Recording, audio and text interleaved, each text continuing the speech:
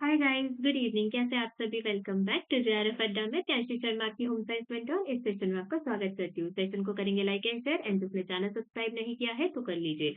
If आप लोग UGC net का प्रिपेयर कर रहे हैं तो मैं आपको पेपर 1 में PD that is people development and environment and paper 2 में होम साइंस कवर कराती हूँ।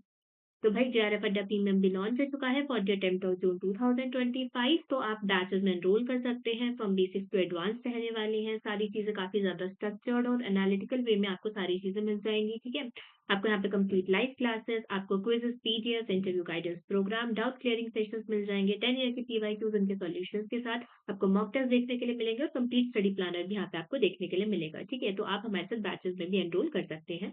तो बेसिकली आज की क्लास में हम बात करने वाले हैं कि आपने अभी आपका जैसे रिजल्ट भी आ चुका है। ठीक है, कुछ ऐसे बच्चे होंगे जिनका क्वालिफाई हो गया होगा, सो कॉन्ग्रेचुलेशन टू एवरीवन जिनका क्वालिफाई हो गया है। कुछ ऐसे बच्चे होंगे जिनका क्वालिफाई नहीं हुआ होगा। तो क्या हमारा प्रिपरेशन स्ट्रैटेजी रहने वाला है, वो जो थोड़े से नंबर का सफर होता है वो हमें कैसे तय करना है। हम यही सारी चीजों के बारे में आज का डिस्कशन रखने वाले हैं कि हम आगे चीजों को कैसे प्रोसीड आउट करते हुए चल सकते हैं, जो कि हमारे लिए काफी ज्यादा बेनिफिशियल रहेगा। ठीक है, और हमें कैसे क्या ज़ीरो से अपनी प्रिपरेशन को स्टार्ट करना पड़ेगा। क्या हमें करना चाहिए, क्या नहीं करना चाहिए, क्या हमारी मिस्टेक्स थी उसको हमें कैसे कॉप अप करना चाहिए, मिस्टेक्स पहचाने कैसे, क्या गलतियाँ रह चुकी हैं। तो ये सारी चीज़ों के बारे में हम आज की चर्चा करेंगे। ठीक है जी? तो भाई आपका रिजल्ट भी आपका सेलिब्रेट किया जा रहा है, तो आप यूज कर सकते हैं code R20 in order to get 20% discount on all the courses. तो यहाँ पे आपको सपोर्ट का नंबर भी दिया हुआ है। आपको कोई भी दिक्कत होती है तो सपोर्ट पे आप कॉल भी कर सकते हैं। और भाई आपके लिए ऑफलाइन मीटअप भी आपके लिए ऑर्गेनाइज किया जा रहा है जयपुर के ऑफलाइन सेंटर पे। तो आप ज्यादा से ज्यादा आइए, चाहे आपका क्वालिफाई हुआ है चाहे आपका क्वालिफाई ना हुआ है। ठीक है, पर आप आइए ज्यादा से ज्यादा, आपको एक बहुत अच्छा मोटिवेशन मिलेगा। काफी फ्रूटफुल आपके लिए सेशन रहेगा। आपको पीएचडी से रिलेटेड कोई भी आपको इंटरव्यू गाइडेंस प्रोग्राम चाहिए, ठीक है, इंटरव्यू गाइडेंस चाहिए, तो उसके अकॉर्डिंगली भी यहाँ पे सारी चीजें आपको केटर आउट होते हुए मिल जाएँगी। ठीक है, आप अपने एक्सपीरियंस ही शेयर कर सकते हैं। देखो, जो इंसान फेल होता है ना, वही बता सकता है कि कहाँ गलती नहीं करनी है। ठीक है, तो इट्स वेरी इंपॉर्टेंट। तो आप औरों का मोटिवेशन देख सकते हैं, अपनी चीज़ें शेयर कर सकते हैं कि हम कैसे चीज़ों को आगे कैटर आउट कर सकते हैं। तो आपके लिए काफ़ी ज़्यादा फ्रूटफुल सेशन यहाँ पे रहने वाला है। तो 2 मार्च को 10 बजे आप हमारे साथ ज़रूर जुड़िएगा। और आप अपनी सारी फैकल्टी से भी मिल सकते हैं, अपनी जेआरएफ अड्डा टीम से मिल सकते हैं, और आगे हम प्रोसीड आउट करेंगे। ठीक है? चलो आज हम बात करते हैं कि अब देखो, there are a lot of reasons कि आपके क्या है, वो क्वालिफाई नहीं हुआ होगा। बट देखो, सबसे पहले अगर मैं एक चीज बात करूं, तो कुछ ऐसे बच्चे होंगे इस टाइम पे जिनका ना बहुत ज़्यादा मार्जिन से रहा होगा। ठीक है? अगर मैं बात करूँ जिनका बहुत ज़्यादा मार्जिन से रहा होगा, आप लगा सकते हैं लाइक उनका 20 नंबर से, 30 नंबर से, 40 नंबर से, जिनका काफ़ी हाई मार्जिन से आपका जीआरएफ रहा है। ठीक है? कुछ ऐसे बच्चे होंगे जिनका बहुत कम मार्जिन से जीआरएफ रहा है। फॉर एग्जाम्पल जैसे आपके सिर्फ 4 या 5 क्वेश्चन थे। ठीक है? आपके कुछ पर्टिकुलरली कुछ आप ये कह सकते हो कि किसी का 1 नंबर से भी रहा है। मेरे पास कुछ बहुत सारे बच्चों ने पर्सनली कनेक्ट किया है कि मैम 1 नंबर से हमारा जीआरएफ रह गया। बस 2 नंबर थे, वो 1 नंबर से जीआरएफ रह गया। तो देयर इज़ मैं मान सकती हूँ कि I have also felt that कि मेरे साथ भी मेरे अटेम्प्ट में ऐसा हुआ था कि यार 2 नंबर से रह गया बस। तो वो वाला जो सीन होता है ना, that's is very heart breaking कि यार सिर्फ 2 नंबर से रह गया। तो ये वाली चीज़ें होती है। तो ऐसे बच्चे होंगे जिनका काफ़ी ज़्यादा हाई मार्जिन से रहा होगा, कुछ ऐसे बच्चे होंगे जिनका आपका लो मार्जिन से रहा होगा। तो अब अपने को ये चीज़ देखनी है कि अपने को प्रिपरेशन स्टार्ट कैसे करनी है, हाउ टू स्टार्ट। ठीक है? हम कैसे चीज़ों को आगे स्टार्ट करते हुए चलेंगे। ठीक है? हमारा प्रिपरेशन स्ट्रैटेजी कैसा होना चाहिए। ठीक है? अपना प्रिपरेशन स्ट्रैटेजी हम कैसा रखेंगे आगे आने वाले 3 महीनों के लिए। देखो, अपने पे ना ज़्यादा टाइम है नहीं अब, सिर्फ अपने पास 3 महीने ही है। ठीक है? अब 3 महीने में अपने को कैसे कैटर आउट करते हुए चीज़ें चलनी है। अपने पे क्या-क्या है, मार्च है, अप्रैल और मई है। ठीक है? जून में तो आप मान के चलो कि आपका एग्ज़ाम हो ही जाएगा। ठीक है? तो मार्च हो गया, अप्रैल हो गया और आपका मई हो गया। अब इनमें हम चीज़ों को कैसे करते हुए चलेंगे। देखो, सिर्फ 3 महीने आपके पास अभी। ठीक है? अभी भी आपके पास काफ़ी टाइम है अगर आपको उसको उसको फ्रूटफुली अगर आप इन्वेस्ट करते हो तो। ठीक है? उसके बाद हम ये बात करते हैं कि भैया आपके क्या-क्या मिस्टेक्स, अपने मिस्टेक्स को कैसे इम्प्रूव करना है। ठीक है? ये नहीं है कि सिर्फ ना मिस्टेक्स कर दिया और चीज़ें करके बस छोड़ दी। ठीक है? अटेम्प्ट दे दिया, क्या ही करना है, अटेम्प्ट दे दिया, छोड़ दिया, ये चीज़ें नहीं करनी है। अपनी मिस्टेक्स को हमें इम्प्रूव करना है। ठीक है? और ये देखना है कि क्या हमें मिस्टेक्स नहीं करनी है। कौन-कौन सी ऐसी मिस्टेक्स है जो कि हम रिपीटेटिवली अपने कुछ ऐसे बच्चे होंगे कि जो कि रिपीटेटिव अटेम्प्ट दे रहे होंगे, ठीक है? उनका नेट तक ही रुक जाता होगा। उन्होंने 3-4 अटेम्प्ट दिए होंगे, तीनों चारों बार में उनका नेट क्लियर हो रहा है बट उनका जीआरएफ तक नहीं पहुँच पा रहे हैं। तो वो आपको अपनी मिस्टेक्स क्योंकि ना हो सकता है शायद आप वही रिपीटेटिव मिस्टेक्स कर रहे हो, उसकी वजह से आपका वो जीआरएफ वाला कट ऑफ ही नहीं जा पा रहा है, ठीक है? तो आपको वो मिस्टेक्स पहचानने हैं कि क्या मिस्टेक्स हमको नहीं करनी है, ठीक है? हमारा क्या एक्शन प्लान होना चाहिए, हमारा क्या स्ट्रैटेजी प्लान होना चाहिए आगे आने वाले 3 मंथ्स के लिए, ठीक है? ये चीज़ हम बात करते हुए चलेंगे। उसके बाद हम अपना क्या है, अपने स्कोर को हम कैसे इम्प्रूव कर सकते हैं, ठीक है? ये चीज़ हम सारी बातें आज करेंगे, ठीक है? तो सबसे पहले ये अगर मैं बात करना स्टार्ट करूँ तो हम अपने स्कोर को कैसे इम्प्रूव कर सकते हैं, इन सभी चीज़ों को कैटर आउट करते हुए आज का हम सेशन अपना डील करते हैं। तो पहली चीज़ होती है सबसे पहले अपना एनालाइज़ करना स्टार्ट करो कि आपका एनालाइज़ करो अपनी सबसे पहला अपनी रिस्पॉन्स शीट को। देखो होता क्या है अपना रिस्पॉन्स आ गया, कुछ बच्चे तो क्या करते हैं यार रिजल्ट ही देख लेंगे, क्या रिस्पॉन्स शीट डाल के देखें, ठीक है?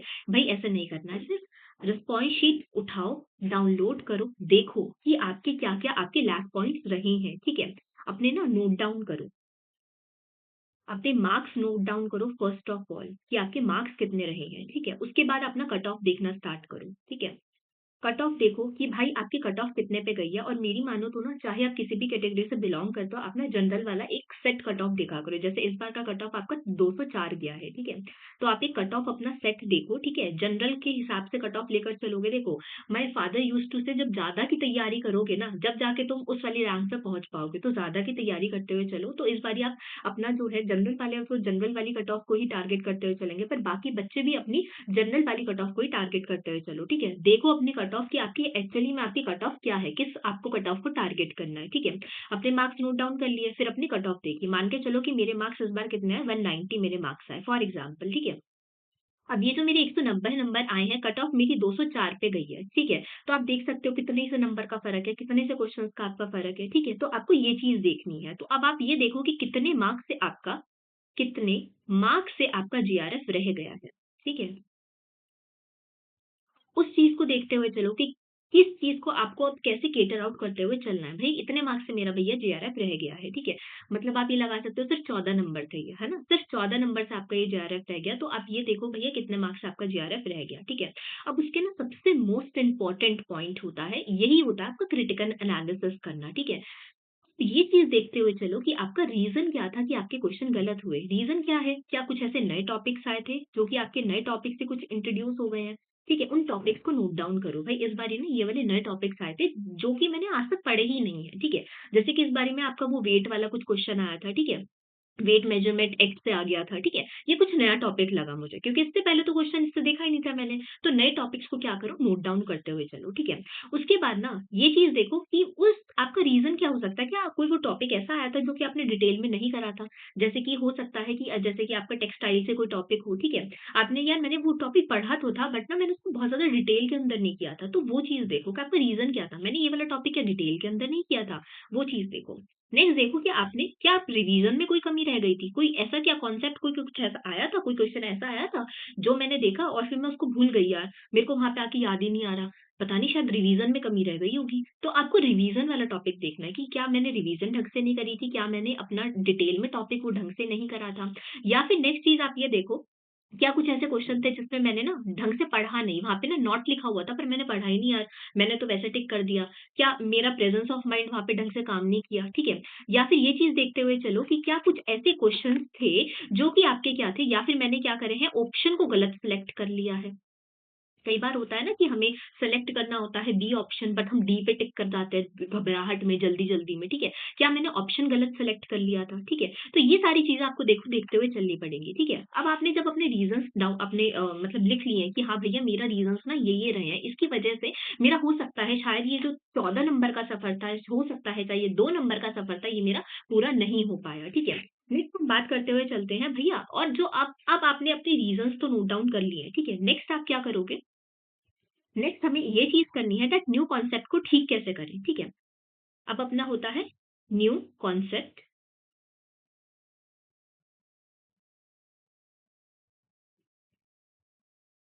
भी न्यू कॉन्सेप्ट को ठीक कैसे करते हुए चले, ठीक है? क्या मेरा प्रेजेंस ऑफ माइंड उस टाइम पे नहीं था? देखो, हम ना तैयारी कई बार ना बहुत अच्छी करके चले जाते हैं, बट होता क्या है, उस टाइम पे हमारा प्रेजेंस ऑफ माइंड नहीं चल पाता, क्योंकि या तो हम पेपर देकर घबरा जाते हैं, कुछ हो जाता है, तो हमारा प्रेजेंस ऑफ माइंड ढंग से नहीं चल पाता है। तो आपको ये चीज़ देखना है कि आपके अपने अब जो ये न्यू कॉन्सेप्ट्स आपके साथ हुए हैं, आपने रीज़न डाउनलोड करा है, तो उसको ठीक कैसे करें भाई, ठीक है? क्या प्रेजेंस ऑफ माइंड ढंग से था, नहीं था, ठीक है? अपना उस टाइम पे अपना प्रेजेंटली हम यूज़ कर पाए, नहीं कर पाए, ये सारी चीज़ आपकी रहती है, ठीक है? अब देखो, कुछ हो सकता है कि कुछ आपके ना ऐसे नए कॉन्सेप्ट आपके इंट्रोड्यूस हुए हों और आपने ना उसका ना आंसर ठीक कर दिया। तो अपनी स्ट्रेंथ को भी देखो, मैं ये नहीं कह रही कि अपनी वीकनेसेस को देखो, अपनी स्ट्रेंथ को भी देखते हुए चलो। मान के चलो कोई आपका ऐसा न्यू टॉपिक हुआ, बट उसने ना उसमें आपने बिल्कुल ठीक आंसर कर दिया। तो उस टाइम पे आपने क्या चीज़ों को कैटर आउट किया था, कौन-सा आपने सही तरीका लगाया था, क्या अप्रोच लगाई थी, ठीक है? कई बार क्या हो जाता है, जैसे हमारे में ना सीक्वेंसिंग वाले बहुत क्वेश्चन आते हैं होम साइंस के अंदर। तो उस होम साइंस के अंदर जब आपके सीक्वेंसिंग वाले क्वेश्चन थे, तो आपने कुछ तो प्रेजेंस ऑफ माइंड लगाया होगा, यार ये वाला स्टेप ना लास्ट में होना चाहिए, ये वाला स्टेप ना सबसे पहले होना चाहिए, ठीक है? तो आपने क्या तरीका लगाया, क्या आपने कॉन्सेप्ट लगाया, वो अपनी स्ट्रेंथ भी नोट डाउन करते हुए चलो कि हाँ भाई, मैं चीज़ों को ना ऐसे कैटर आउट करती हूँ, बहुत अच्छे से चली जाती हूँ, ठीक है?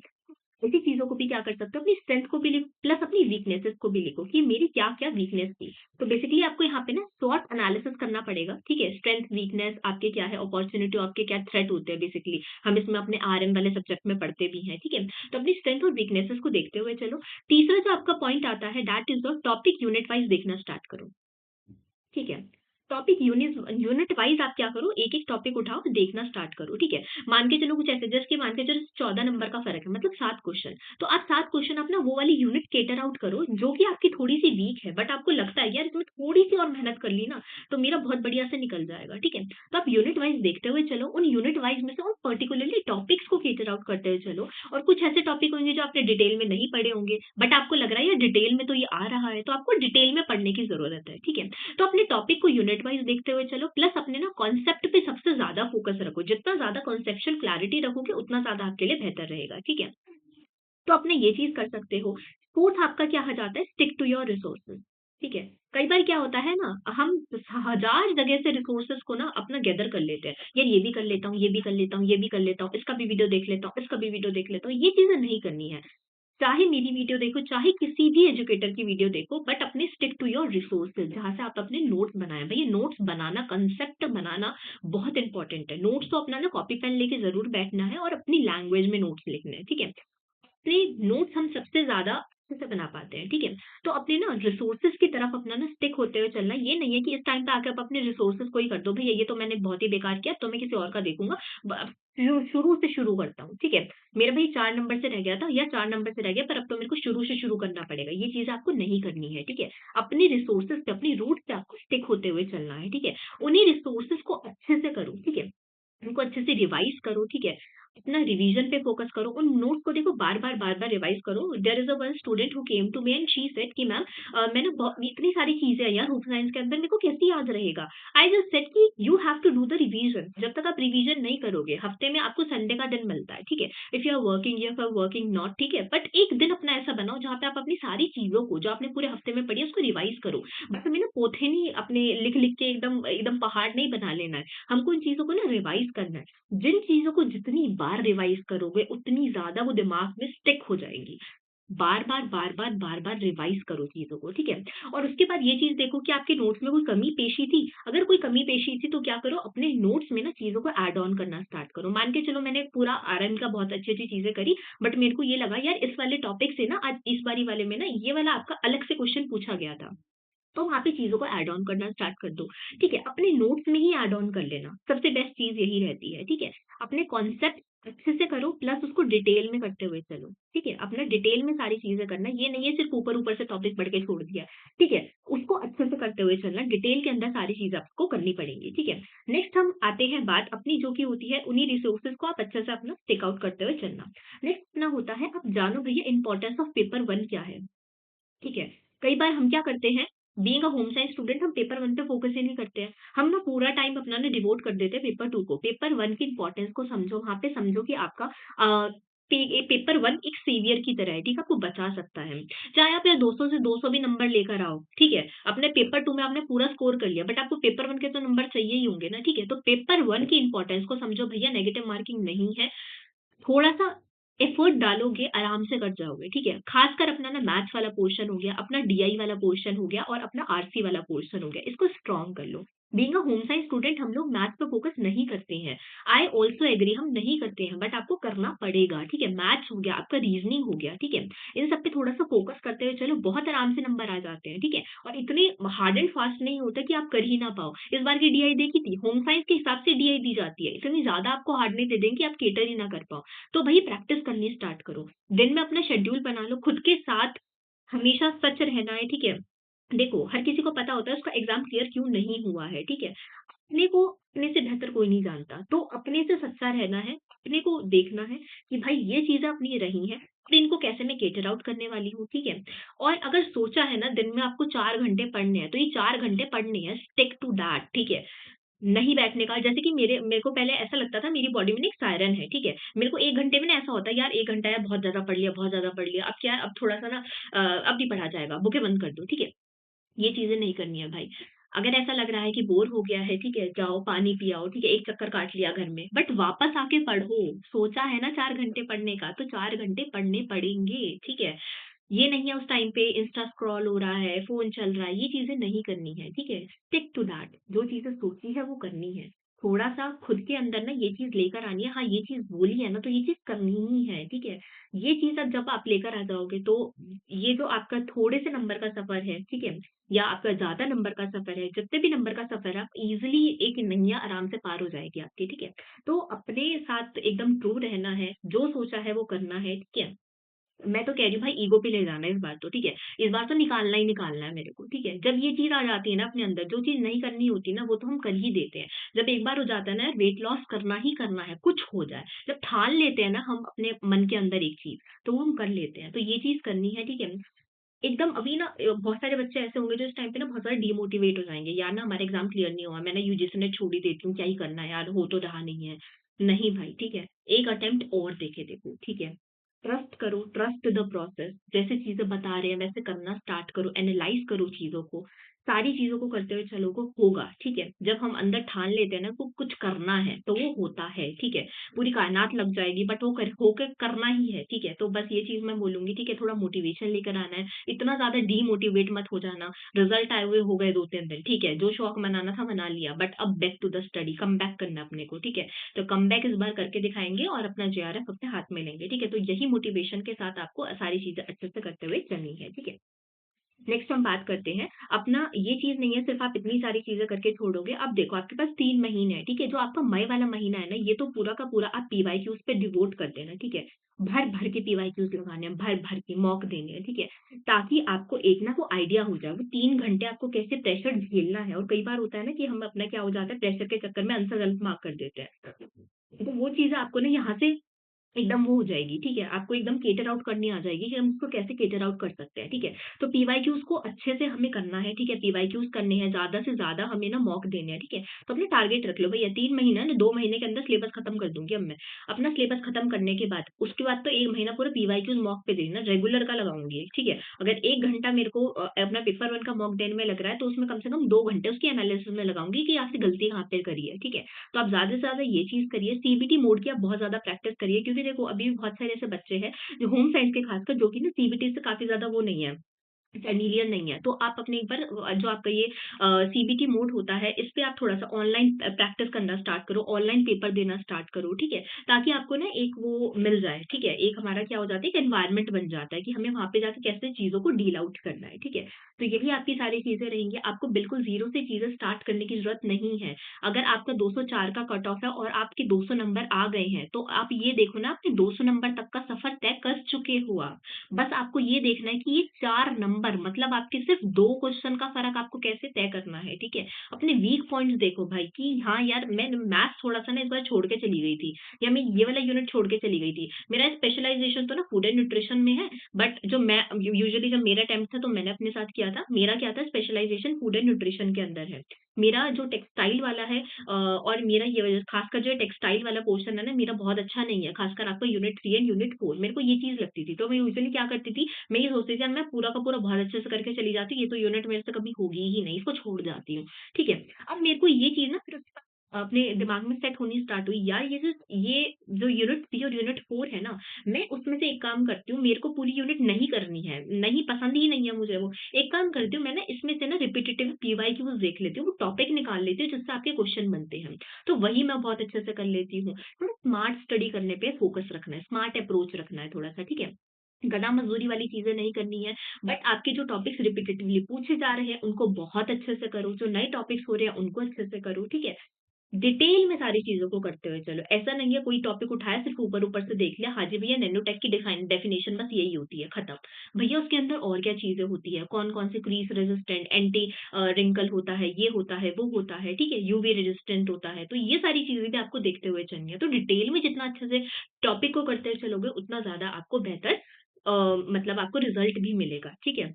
तो आप ये देख सकते हो, ठीक है? अगर आपको कोई ऐसा लग रहा है कि आपको ये वाली देखो, मैं ये नहीं कह रही कि अगर आपकी ना पूरी की पूरी अगर आपका 10 यूनिट है आपके पेपर 2 के अंदर, तो आप सारी की सारी 10 यूनिट पे ही बहुत ज़्यादा ज़ोर मार दो। हो सकता है बिकॉज़ हमारा स्पेशलाइज़ेशन होता है एक पर्टिकुलर स्ट्रीम के अंदर, हो सकता है आपका कुछ ऐसा स्पेशलाइज़ेशन आपका किसी और फ़ील्ड के अंदर हो, आपका कोई दूसरे वाला यूनिट बहुत अच्छा ना हो, पर जिसके अंदर स्पेशलाइज़ेशन है, you are master in that, ठीक है? मैं तो ये मानती हूँ, आपको बहुत सारी चीज़ें वहाँ पे ऑलरेडी आती होंगी, बट आपको चीज़ों को बस ब्रश अप करना है। बट जिसमें आपका स्पेशलाइज़ेशन नहीं है, वो आपको रॉ से पढ़नी है, ठीक है? तो आप उन रॉ से पढ़ने के लिए आप थोड़ा-सा चीज़ों को अच्छे से डील करते हुए चलिए, ठीक है? तो ये सारी चीज़ें आपके लिए स्ट्रैटेजी रहेगी कि आप इसको कैसे चीज़ों को डील आउट कर सकते हो। और सभी को ये भी लग रहा होगा कि यार ये क्या एनालाइज़ वाला पॉइंट तो मैम का बहुत बेकार ही है, क्या पेपर तो हो गया ना, अब क्या एनालिसिस सब बेतुका पॉइंट है। बट ये बहुत इंपॉर्टेंट पॉइंट है। मानो ना मानो बहुत इंपॉर्टेंट पॉइंट है, एनालाइज़ करो अपने रिस्पॉन्स शीट को कि क्या चीज़ें ऐसी हैं जो कि आपकी गलत थी, आप उसको कैसे इम्प्रूव कर सकते हो। एक बार एनालाइज़ करके देख लो मेरे कहने से, आपको खुद फ़र्क दिखेगा। आपको ना एक पैटर्न समझ में आना स्टार्ट हो जाएगा कि किस पैटर्न से आपका क्वेश्चन आता है, कैसे आपको डील करना है, ये सारी चीज़ें, ठीक है? तो आप अच्छे से उसको फ़िगर आउट कर सकते हो, ठीक है? तो भई आपकी ऑफ़लाइन क्लासेस भी स्टार्ट हो चुकी है, अगर यही सारी चीज़ें आप काफ़ी इंटरैक्टिव वे में पढ़ना चाहते हो, तो आप ईज़िली यहाँ पे एनरोल कर सकते हो, ठीक है? तो नीचे इंक्वायरी का नंबर भी है, तो आप यहाँ पे कॉल करके भी पूछ सकते हो, ठीक है? और भाई आपके लिए मीट एंड ग्रीट तो रखा ही जा रहा है, आपके सेलिब्रेशन को वी विल आपकी सक्सेस स्टोरीज़ को जानेंगे, सुनेंगे, आप शेयर करेंगे, आपकी 2 सुनेंगे, अपनी 2 बताएँगे, ठीक है? तो काफ़ी अच्छा ही आपके लिए रहेगा, ठीक है? तो आपको यहाँ पे गाइडेंस भी मिल जाएगी पीएचडी से रिगार्डिंग आपके कोई भी डाउट हो, तो वो भी आपके क्लियर आउट हो जाएँगे, ठीक है? आप अपने एडमिट कार्ड भी यहाँ पे शेयर कर सकते हैं, ठीक? और ये हमारे डिफरेंट आपके प्लेटफ़ॉर्म्स रहेंगे जहाँ पे आप हम लोगों को जॉइन कर सकते हैं, ठीक है जी? तो all the best everyone, demotivate नहीं होना है, आई अगेन सेड अब भैया कमबैक का टाइम है, अब उठ जाओ, ठीक है? 2-3 दिन जितना शौक मनाना था हो गया है। अब उठ जाओ और वापस से come back on the studies, ठीक है? वापस से अपने ट्रैक पर आ जाओ, ठीक है? Thank you so much guys, bye bye, take care, have a good day.